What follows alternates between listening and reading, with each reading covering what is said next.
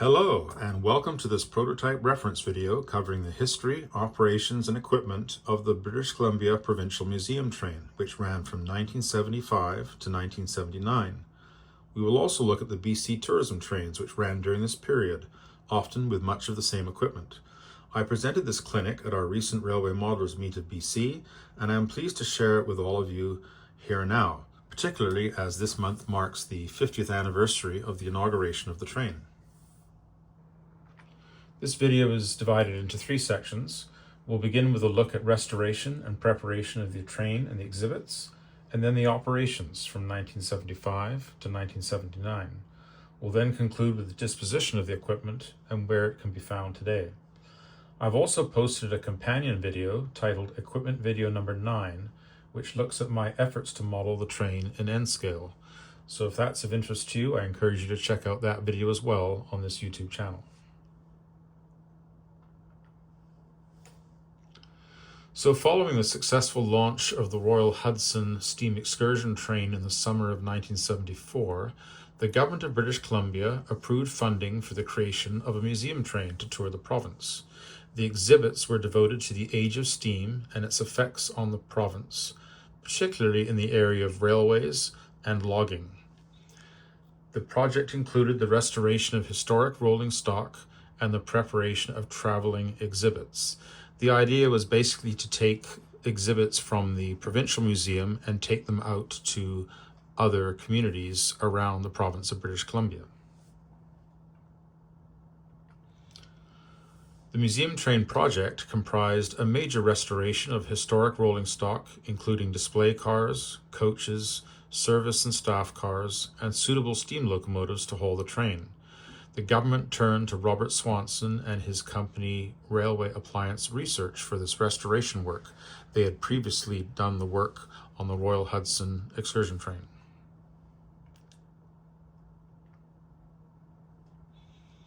The original consist assembled for the train was as follows. There were two steam locomotives, number 3716 and number 1077.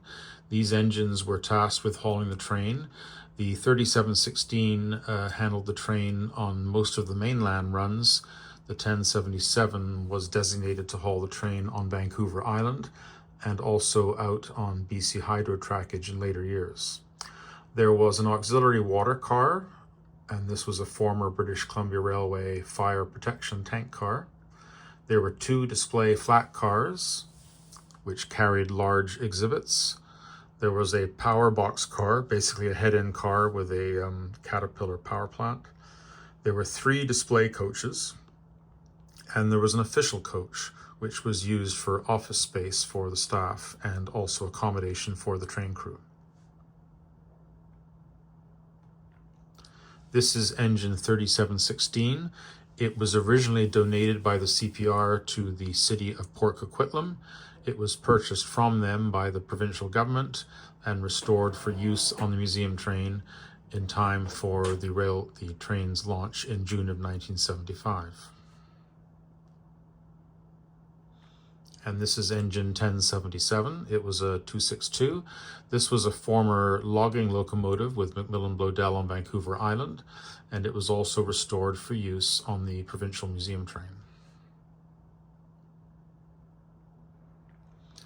This is the auxiliary water car, which was a former fire protection tank car on the British Columbia Railway. It was fitted with a steam line and a duplex pump underneath for pumping the water over to the steam engine, and there was a standpipe at each end with hoses that would connect to the tender of the steam locomotive. The two display flat cars were cut down from CP Mail Express boxcars, and the reason for doing that was that they already had a steam line underneath, which the museum train wanted. The cars were fitted with side sheets or side skirts and then vertical grab irons on posts at each corner of the car. These photographs were taken during that conversion work, which was undertaken at Ladysmith. And this is one of the display flat cars. It carried a Dolbeer steam donkey engine, which was actually the first steam machine used in logging in British Columbia. dates from 1894, and it was restored to full operation on the museum train. It was supplied from the steam line underneath the car. This is the second display flat car, which carried a climax locomotive. This locomotive had been used for years around Shawnigan Lake. It was abandoned in the woods. It was later put on public display, and it was also restored to steam in time for the museum train, and it was supplied from the steam line below the flat car. The head-end power car was another one of those former mail express box cars. So it had a steam line underneath. It was fitted with a Caterpillar power plant at one end, and it had side sill steps and ladders for access inside the car. There were 3 display coaches. These were former 2200 series day coaches, and they were basically cast-offs from the group of coaches acquired for the Royal Hudson Excursion Train. These are the ones that were in the poorest conditions, so they were stripped of useful fittings like seats and washrooms and so on, and they were basically sheathed with plywood inside in order to be able to mount exhibits on the walls and so on. So basically they became an empty shell. The first of these 3 cars had a set of loudspeakers above on the roof, and that was for public address during displays.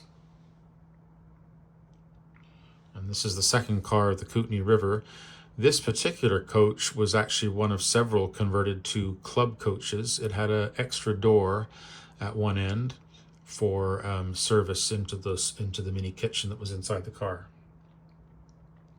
And this is the third coach, and this one had a theater at one end with several seats. People could sit down and watch a film on the history of the age of steam in British Columbia. And this is the official car. This was the British Columbia Railway's Northern Summit, which was loaned to the museum train, and it was repainted and renamed the Peace River.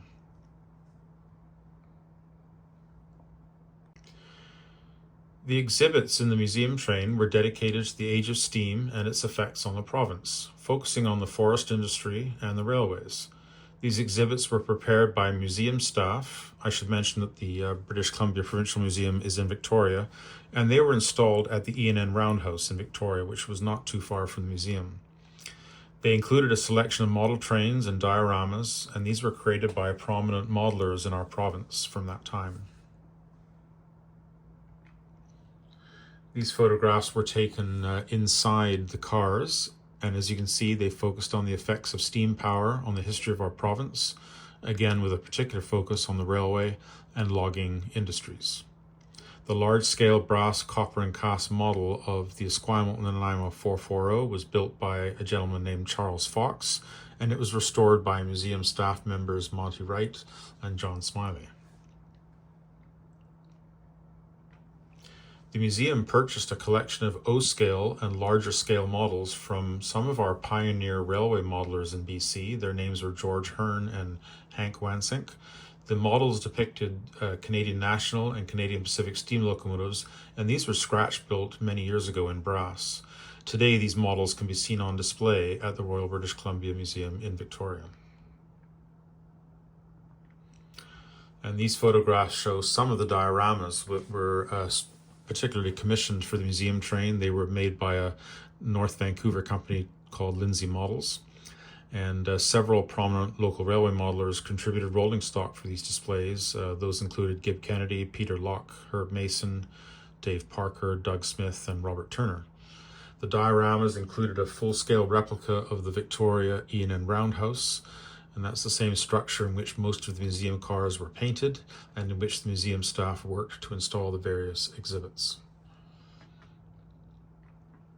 And these are some more dioramas that are focused on the logging and the mining industries. Again, these were constructed by Lindsay Models, and those are also still on display in the museum in Victoria. The age of steam obviously played a role in the maritime industry as well, and there were several fine ship models produced by a company called Dodwell Dyer and Company, and those are still in the museum today. And then there were these two large exhibits on flat cars, as I previously mentioned. The Dolbear spool donkey was the first steam machine to be used in logging in BC, and it was restored by Macmillan Bloedel for use on the museum train. And the other large external exhibit was the 23-ton Climax, and that had worked around Cowichan Lake, and that was restored by British Columbia Forest Products at their Kaikous shops. We will now look at the operations of the train and the consists that were employed. This changed over time. The museum train ran for 5 consecutive summers from 1975 to 1979, and it visited different parts of the province each year. In the spring of 1977, 1978, and 1979, the government also operated a special train to promote tourism in British Columbia, and these trains used some of the same equipment, so we will look at those operations as well. We've already reviewed the original consist, which was used during the 1975 season. After display at several locations in Metro Vancouver, the train toured the British Columbia railway system with stops at Lillooet, Quesnel, Prince George, Chetwynd, Fort St. John, and Dawson Creek. And then on the way back down, it visited Mackenzie, Fort St. James, Williams Lake, 100 Mile House, Clinton, Pemberton, and Squamish. It then went over to Vancouver Island for display in Nanaimo, and after that the display cars were returned to the E&N Roundhouse in Victoria so that museum staff could work on them over the winter. This photograph shows the train on display at New Westminster. This was one of its first display locations in early summer of 1975. Here you can see engine 3716, the water car, the 2 display flat cars, the head-end power car, the 3 display coaches, and the official car. And then on the rear, we can see a BC Hydro locomotive providing some assistance. This photograph shows the train arriving at Lillooet in July of 1975.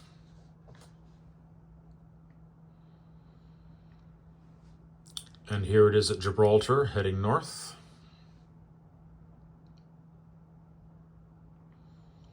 And this is a trailing shot south of Hickson on its way up to Prince George. This offers a good view of the water tank car and the 2 display flat cars. And here we see the train at Taylor, BC. This is in the middle of the long climb from the Peace River Bridge up to Fort St. John. And on this occasion, the train was assisted by RS-18 number 613 from the British Columbia Railways diesel locomotive fleet. And here the train is running north of Wright, and we're now in August of 1975. And at the end of that season, here we see the train on Vancouver Island. It's in Nanaimo, and here you can see some public address happening. The gentleman with the microphone in the jacket and tie, that is Robert Swanson, who was largely responsible for restoration of the equipment used on the train. And here we see the train at Parksville on the Esquimalt Nanaimo in September of 1975. And here the engine is number 1077. For the 1976 season, the train returned to Prince George, and it then traveled along the CN line for stops in Prince Rupert and Kitimat. It then came back down to Vancouver to visit communities along the BC Hydro Railway line, including Abbotsford and Chilliwack. The consist was the same as in 1975, with the addition of 1 car, and that was a second boxcar to carry stores.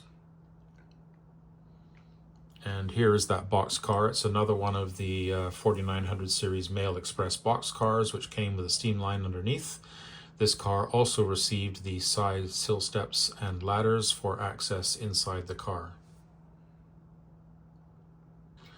And here the train is in New Westminster on BC Hydro Railway trackage. You can see that the train is powered on this occasion by engine number 1077.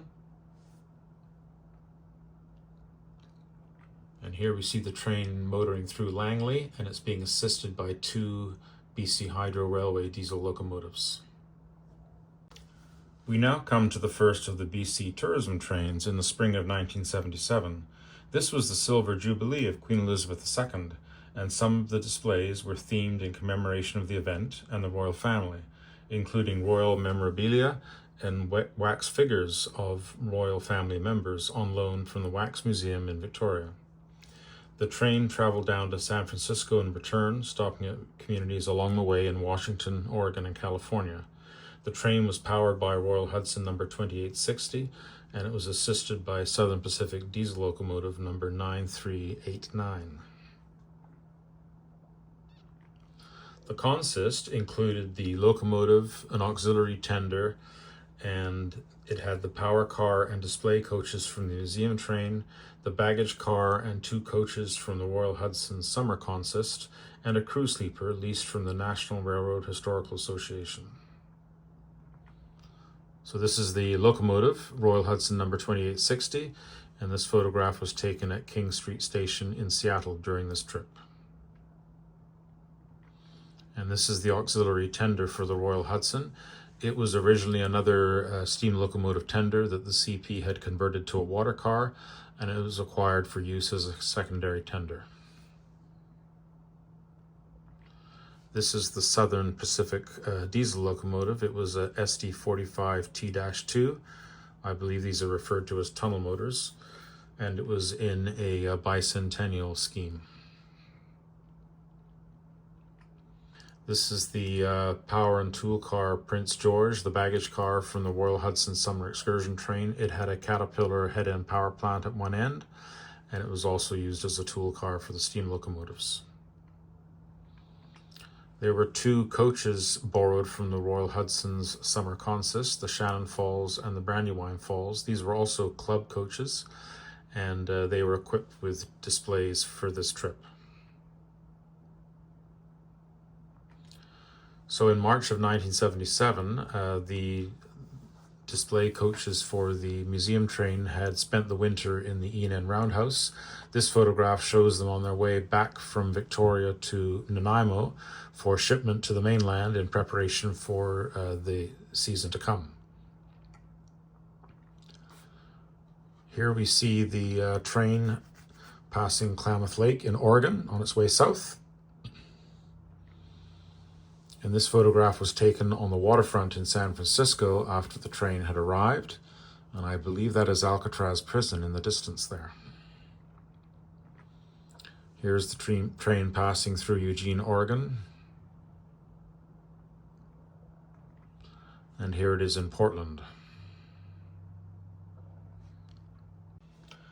For the museum train's 3rd season, the plan was to tour the Okanagan via the CP line to Merritt, Princeton, Penticton, and Osoyoos, then the CP main line to Kamloops, Salmon Arm, and Revelstoke, and then the CN line down to Armstrong, Vernon, and Kelowna. The CP and CN branch lines were approaching the end of their lives and would soon be gone. The consist for 1977 included the original cars, the stores box car, and a new auxiliary fuel tank car that was added for this year. So this is the auxiliary fuel tank car. It was formerly a CGTX insulated tank car. It was equipped with a steam line underneath and a duplex pump for pumping the oil. And it had MU connections at either end so that it could be placed between the Royal Hudson and diesel locomotives. Here we see the train near Princeton in July of 1977. It's being assisted by a GP9 loaned from CP Rail. And here the train is at West Summerland. And you can see the 2 tank cars there in the consist. And here the train is on its way back from Osoyoos. It's actually being hauled in reverse. So there's a CP caboose on the end, and there's a CP diesel locomotive at the front end, which is out of the picture. Following the success of the first BC tourism train in 1977, the government operated a more extensive tour in the spring of 1978, with visits to 38 cities across Canada and the United States.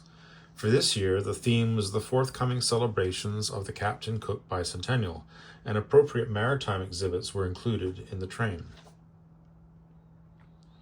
The train was powered once again by Royal Hudson number 2860, and it had its auxiliary tender, and it would be assisted by two CP Rail F7B diesel locomotives, and these were repainted into CP Tuscan for the trip, and they were operated with MU connections from the cab of the Royal Hudson. The consist included the Stores boxcar, a crew sleeper, again chartered from the NRHS, the baggage car and a coach from the summer excursion consist, and the 3 display coaches from Museum Train. Also included was the official car from the Museum Train, which was renamed Captain James Cook for this trip. And finally, 4 new coaches purchased from the American Freedom Train Foundation were included to provide accommodation, hospitality, and office space for the crew and staff. In prior years, they had been accommodated overnight in nearby hotels, but the length of this trip required onboard accommodation. Here are those 2 F7B locomotives, which were repainted into Tuscan. These were still on the CP Rail roster at the time. This is the crew sleeper, Penderay River, which was borrowed from the NRHS. And this display car was a former CN parlor car, and it was renamed Nootka Sound. And this is the car that was fitted out with maritime exhibits. And inside the car were maritime displays, and the car was sort of meant to look like a ship inside, which was quite effective. This is one of 4 cars from the American Freedom Train Foundation, and this was a lounge car. This was basically a hospitality car for visiting dignitaries and also to be used by the crew and staff on the train. This is the Club Car Resolution, another one of the American Freedom Train cars. And here's the third one, the Endeavour. This had a kitchen and a cafeteria-style seating in it, so this was used as the staff diner. And then the 4th car was the Crew Sleeper Adventure. This was a former Southern Pacific sleeper. And here's the official car from the Provincial Museum Train, renamed Captain James Cook for this particular year. Here we see the train near Golden in April of 1978. And here it is climbing through the Kicking Horse Canyon.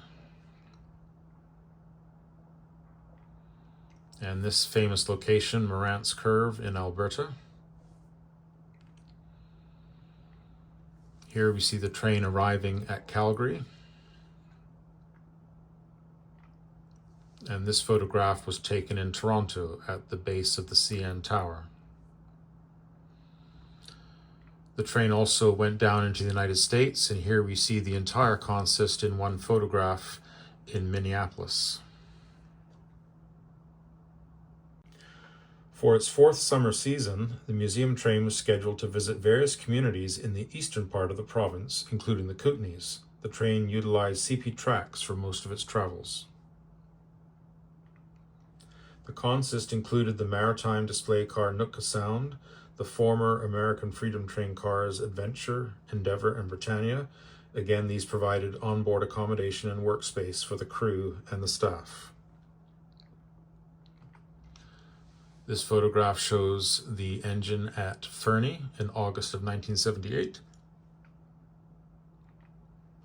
And here the train is at Natal, same month.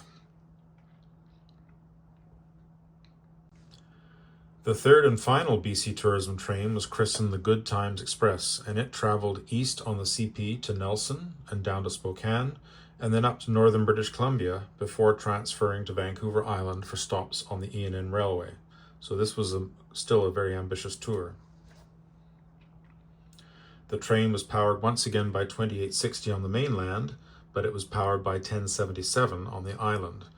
Both were assisted by British Columbia Railway diesel locomotive number 644, that's an M420, which was fitted with a steam line for the occasion. The consist included the museum train display coaches and the official car, the maritime display coach, and the crew cars. Here is British Columbia Railway number 644 at the E&N Roundhouse in Victoria. The steam line was on the left side of the locomotive underneath the walkway. This is another one of the American Freedom Train cars. This was the official car Britannia. It had served as a press car on the American Freedom Train, and on this occasion it was used by the tourism staff as a hospitality car and also as office space. Here we see the train arriving in Nelson in April of 1979.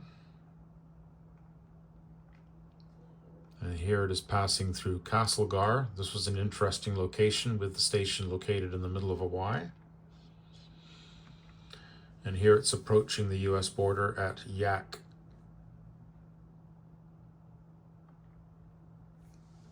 And this photograph shows the train down in Spokane. And then up in northern British Columbia, the train is on CN trackage at Burns Lake. That's between Prince George and Prince Rupert. And here the train is on British Columbia Railway trackage. It's crossing the Peace River Bridge on its way up to Taylor and Fort St. John. And here we see the train on display in Fort St. John. And this photograph was taken in Dawson Creek as the train arrived in the yard.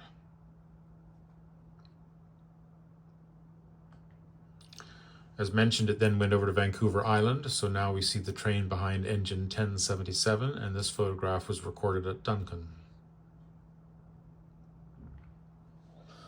And this photograph is on the trestle above Cameron Lake. This is on the line that goes over to Port Alberni.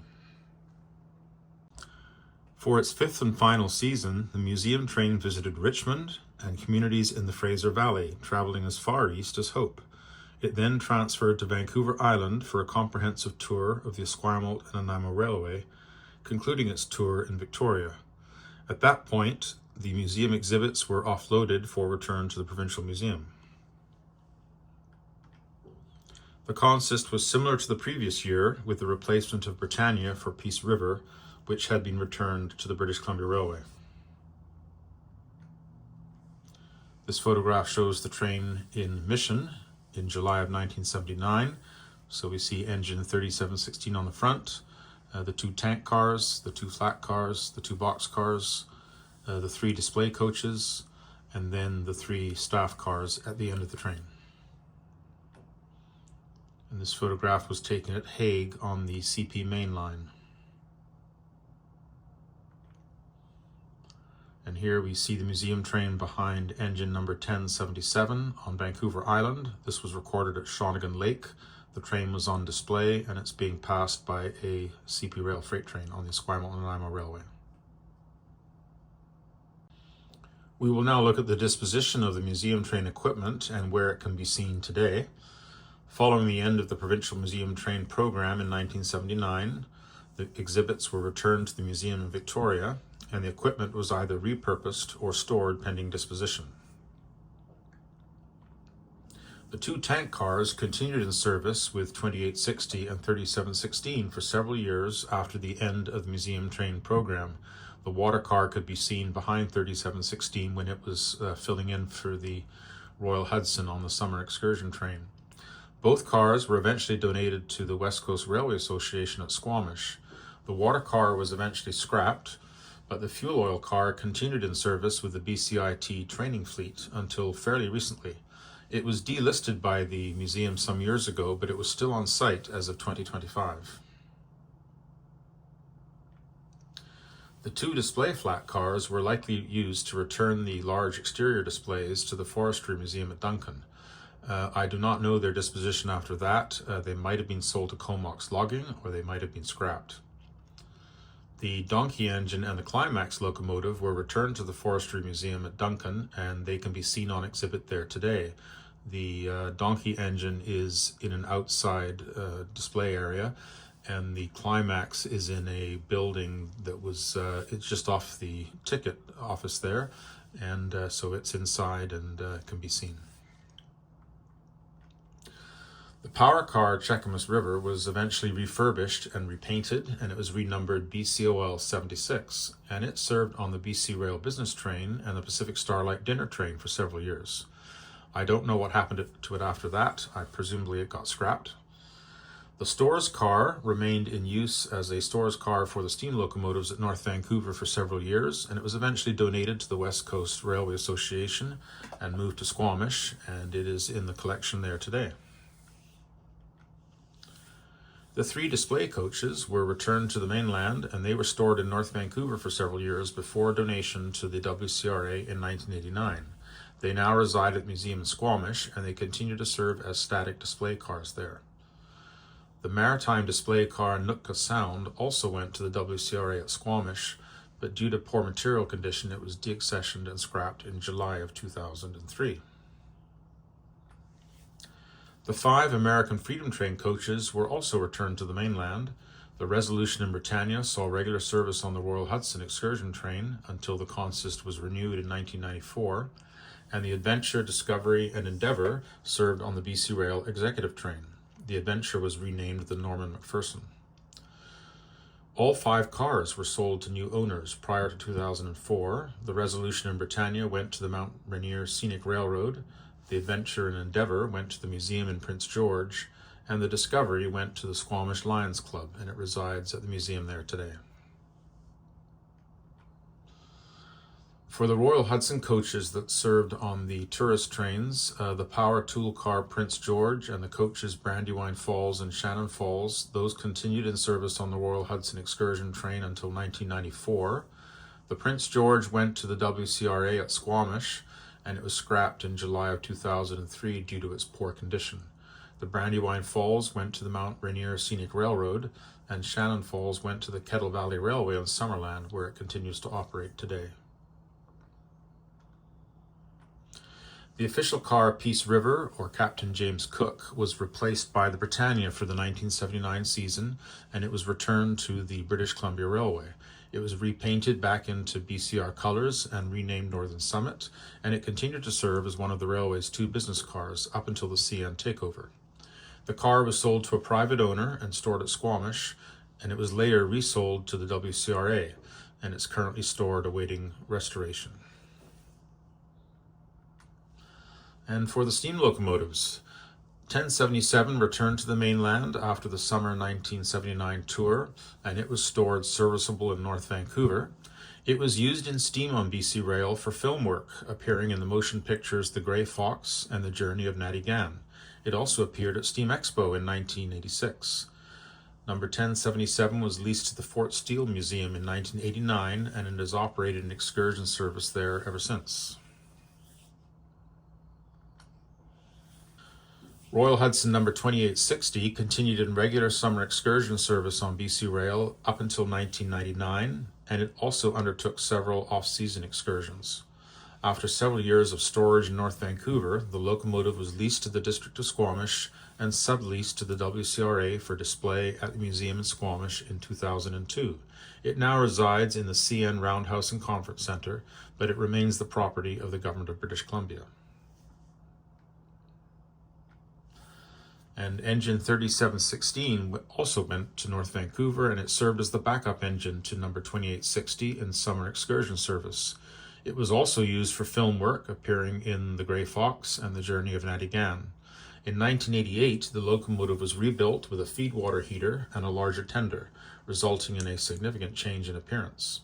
In 2003, the locomotive was leased to the Kettle Valley Railway, and it was disassembled and shipped by truck up to Summerland. It entered excursion service there in 2005, and it's operated there ever since. I had the opportunity to ride behind it last year. It remains the property of the Government of British Columbia.